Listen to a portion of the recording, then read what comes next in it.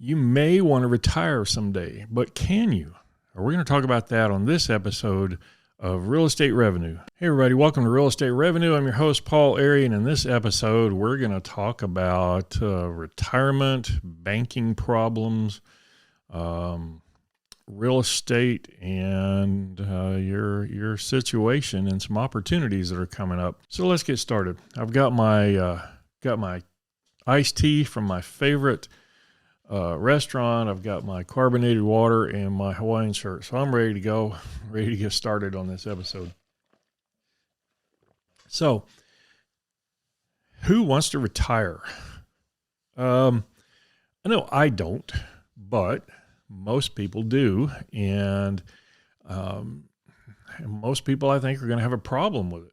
Now, you may think that you have what you need to retire, but do you really? Have you done the math on it? So we're going to get into that just a little bit, and I hope you realize that maybe you don't have, and I want you to have enough. Maybe you don't, though.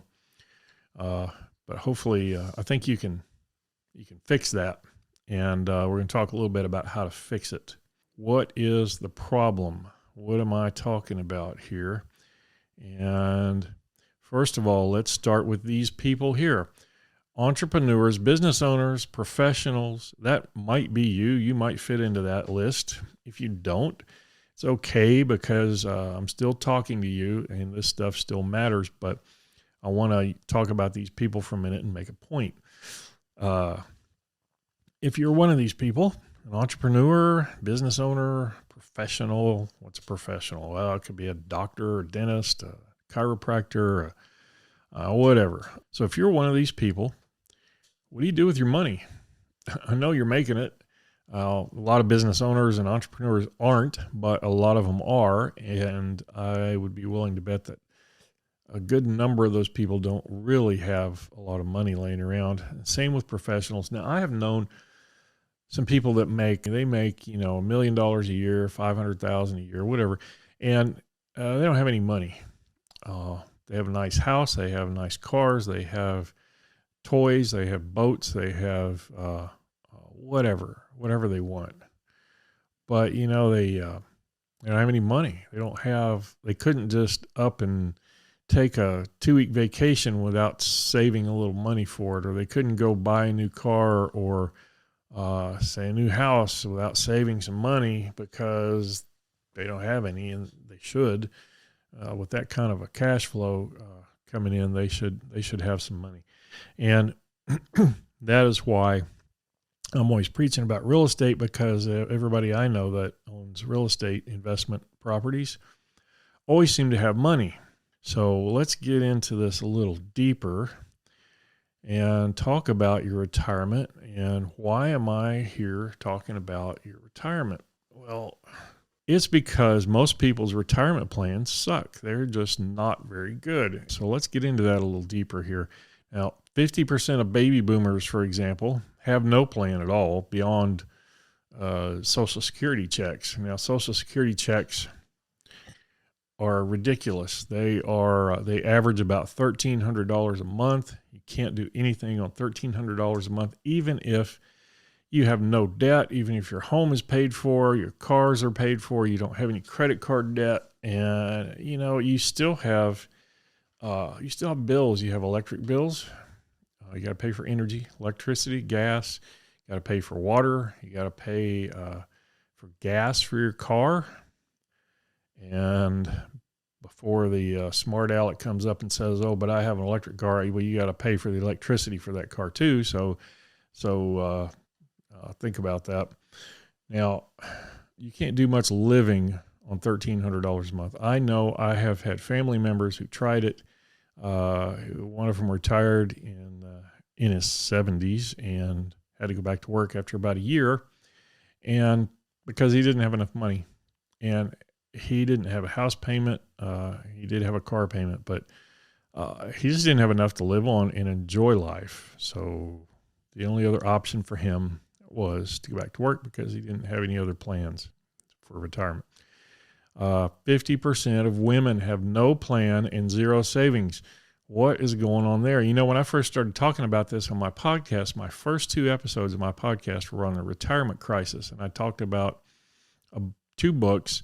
One was called Who Stole My Pension by Edward Seidel and Robert Kiyosaki. And the other one was called 401 Chaos by Andrew Tanner, I believe was his name. And they were talking about pension fraud and 401ks losing value the way they did in 2008 and the way they probably will again here coming up soon. And it got me to thinking that people need to start doing something, because most people want to retire. I don't see the joy in retirement. I want to still have a purpose in my life and still do something. I like what I do, and I can't see quitting it just because I reach a certain age. Here's the bad part. Vanguard, who manages a huge amount of retirement money for people, will tell you that you have to have $1 million. Will tell you you have to have a minimum of $1 million to $1.7 million to retire. And that is up from what it was in the 90s. It used to be $150,000 for a couple. Now it's up to $1.7 million. So what do you get for that $1 million? If you saved $1 million, congratulations. First of all, you're an incredible saver. I don't know many people that could do that. But if you did it and you have $1 million, what do you get for it? Well, what are they going to tell you to take out of that every year to live on? 3.5% is what it is. That's what they're going to tell you. Withdraw 3.5% every year from your retirement money and live on that. Well, that's $35,000 a year. And if it's a 401k or an IRA, you haven't paid taxes on that yet, most likely. And so you're going to end up paying taxes out of that money. You're going to have about $2,300 a month. That's not much better than your Social Security check.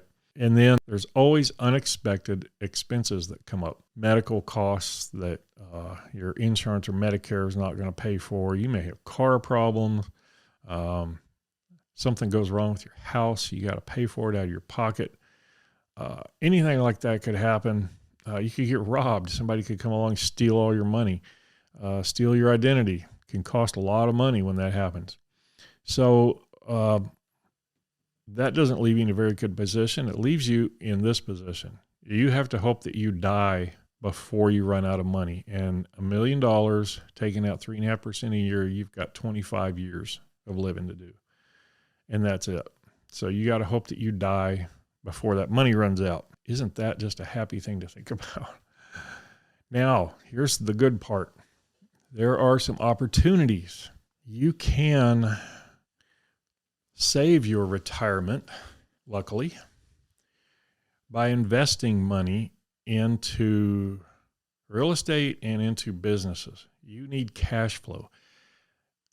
A savings account, stock market investing. Now, let me say right here, I'm not a financial advisor. I'm not a financial planner, not a retirement planner, not a lawyer or a tax professional or anything like that. I'm going to give you my opinions on commercial real estate investing, and what I have seen my clients do and what I am doing, what I plan to do with my life. So that's where I'm coming from here. That's what I'm going to be. That's what I do. Now, here's something interesting. Those very people that haven't planned for their retirement, the baby boomers, I guess the half that did plan for it, they're selling businesses right now. They are retiring. There are 11 million businesses for sale and 10,000 baby boomers retiring every day. That's a lot of people retiring. And what they're doing is they're selling their businesses. They've been working on these businesses for decades. They've run these things. These are companies that do, they're not glamorous, but they do things like they're electricians, they're plumbers, they have auto mechanic shops, they have all kinds of things, car washes, self-storage, like in this picture here. That's a big one. RV parks and mobile home parks, hotels, bed and breakfasts, all kinds of businesses, everything you could think of, hair salons, insurance companies, insurance agencies. All of these businesses are for sale. The cool thing is you don't have to be an expert in that business to own it. You can own a business. You don't have to be, for example, you don't have to be an electrician to own an electrical company that does electrical contracting. You have to have electricians working for you, but you don't have to be one yourself. You don't have to be a hairstylist to own a hair salon. I used to know a lot of airline pilots were buying these franchise hair salons a couple of decades ago. And I suppose they still do it today. I mean, you don't have to know anything about hair to own a hair salon. 400,000 of these businesses for sale every year. 400,000 more coming up for sale every year. And a lot of these are available with little or no cash out of your pocket. These people are willing to do seller financing in a lot of cases because they know, especially now, because they know that to go out and get a loan right now. So lending is tightening up for real estate, it's tightening up for businesses. And if you want to go out and get a loan right now, I would suggest if it's for a business, you go through the SBA, go to a bank and get an SBA loan and do it that way. I think it's going to be your best shot. But the very best way to do it is seller financing. If whoever's selling that business will carry a note on that for you, let you make payments to them, that would be the way to go. They still get to make an income. They defer all their taxes. They spread it out over the term of the loan. And they have an income every month that they keep on getting from that business that they worked all those years to build. So it's going to carry them through their retirement. And that's what they want. That's what you want. You want cash flow like that. So that's what the business is going to give you. Hopefully, it's going to give you cash flow. Real estate. Things are about to happen in real estate. It's going to be bad for some people, but it's going to be good for other people. It's going to be good for those of you who have saved some money, those of you who are willing to be creative, and those of you who are willing to learn about real estate, learn how to buy properties and how to manage properties.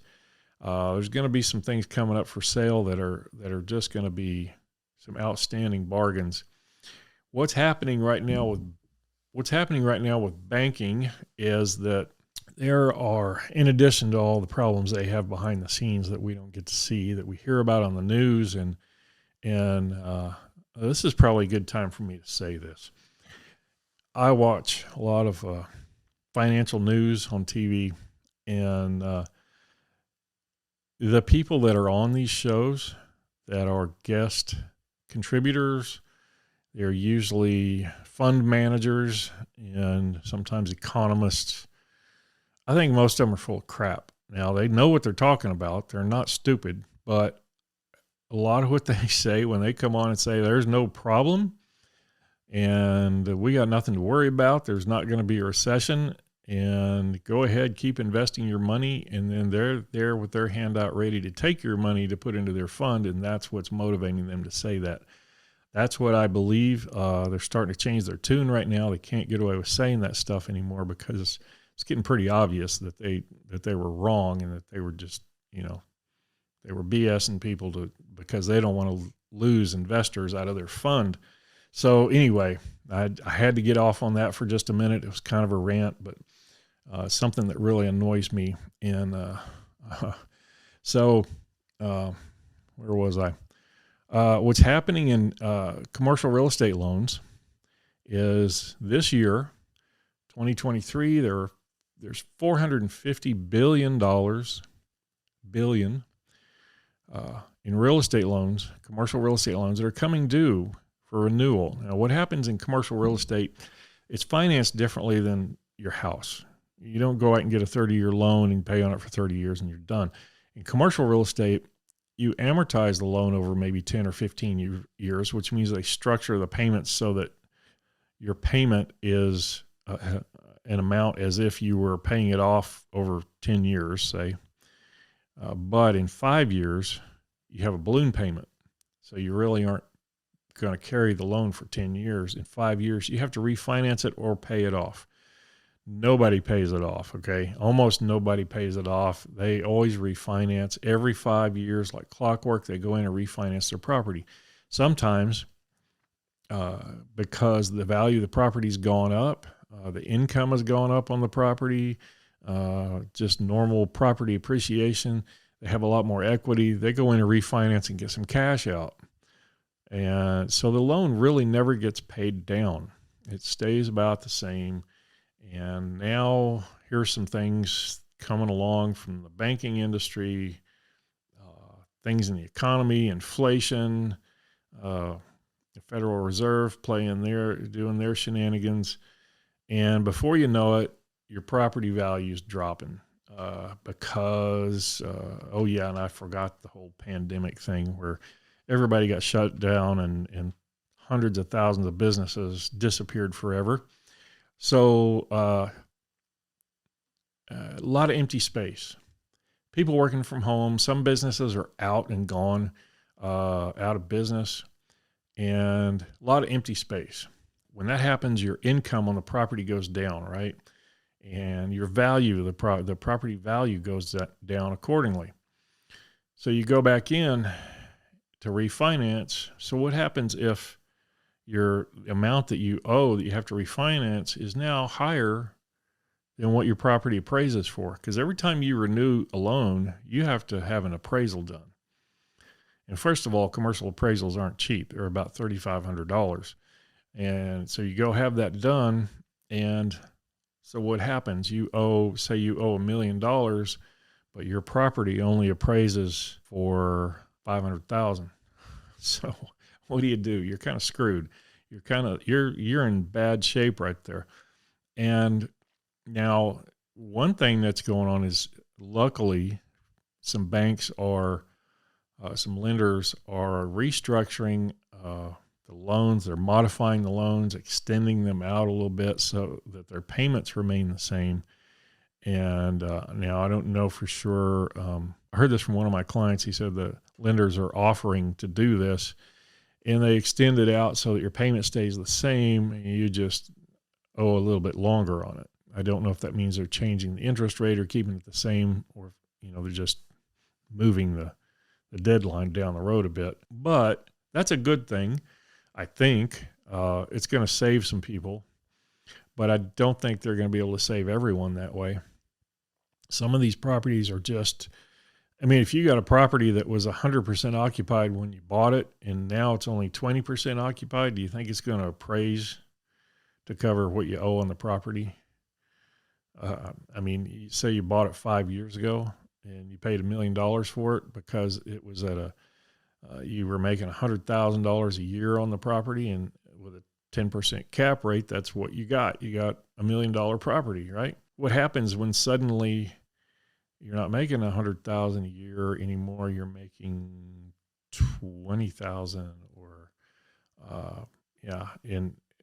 do you think your property is going to appraise for $1 million anymore? No, it's going to go down. That's where the problems are going to come in. So there's going to be some opportunities. People are going to want to sell their properties. You may have some people that are going to do some partial seller financing for you, let you carry a note for you. And I have worked a few of those deals before when times were good. So I know for sure they're going to happen when times are bad. That's when they usually start picking up and those become more available. So look out for those. That's something to watch for.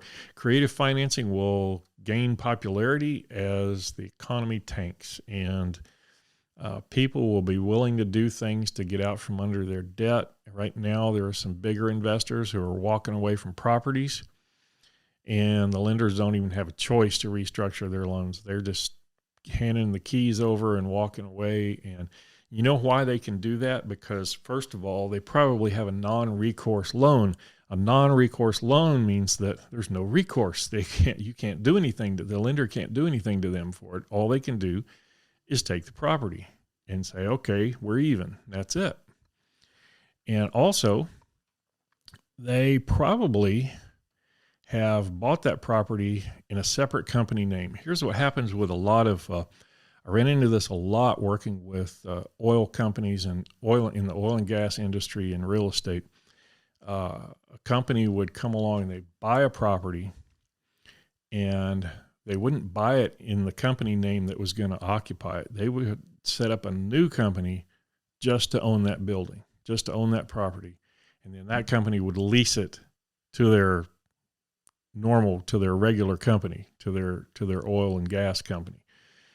And that way it keeps that building. And this is what I had an episode on a couple of weeks ago about. If you own a business that owns real estate too, keep them separate. There are a lot of reasons to do that. One of the big ones is liabilities, but keep those separate. So if you default on the property, they can't come after your business because it's a different company. So you could conceivably default on the property and stay in the property as a business owner, and you have a lease. They have to honor the lease until it runs out. So then you're a tenant of the bank, you're a tenant of the lender. I don't know if you want to be in that position, but it happens. And so we'll start seeing a lot of things like that. It's going to get interesting. Stay right here on this channel. If you like to watch your podcast rather than listen to audio only, you can go to the YouTube channel. We're putting it on there now. It's at Real Estate Revenue. So you just go to youtube.com/@Real Estate Revenue, and you can find our podcast. I've put it into a playlist there. Now, eventually, YouTube, of course, is going to have a podcast platform. They're working on that. I think it's ready, but we have to figure out how to make it work on our end as well. Don't forget to subscribe. If you would, go to the YouTube channel, subscribe there, and the YouTube channel gives us an opportunity for more two-way contact. We can interact with each other. You can leave me comments, ask questions, and I get on there and I'll answer questions if you have any. And I always appreciate comments, ask questions. Just come on and ask some questions. And I would love to have some video ideas. Hey, if you have a question that needs to be answered, I can make a video about it. Might be a short video, might be a full-length video. Either way, just let me know. Always remember too that one property can change your life. One property changed a lot of my life. I had one property that paid off my student loan debt, and you can do that too. You can pay off. Imagine what it would be like to have $500 to $1,000 a month in extra cash. You can do that with one property. Could keep you out of bankruptcy. Could keep you going in hard times. Also looks great on your financial statement to have extra cash flow and the extra equity, by the way. So that's about it for this episode. And I will see you next time on Real Estate Revenue.